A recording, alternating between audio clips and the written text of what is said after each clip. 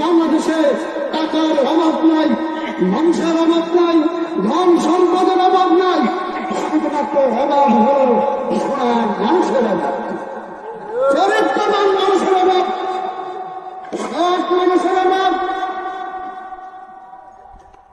ইনশাআল্লাহ বাংলাদেশে একটা দল আছে যারা সৎ মানুষ তৈরি করে যাচ্ছে, আদর্শবান মানুষ তৈরি করে যাচ্ছে। তারা এরকম ভাবে পেটে খবরে বলতে পারে, যারা বিগত সালে মন্ত্রী হয়েছিল আলী হাসান মোহাম্মদ মুজাহিদ, নজরুল রহমান নিজামী, অধ্যাপক গোলাম আজম শেখ, যারা এমপি মন্ত্রী হয়েছিলেন, তারা ওই ফাঁসির কাজকে যাওয়ার পূর্বেই পেটে থাকলে বলেছেন এই পেটের ভিতরে 1 টাকা কোন মানুষের সম্পর্ক নাই।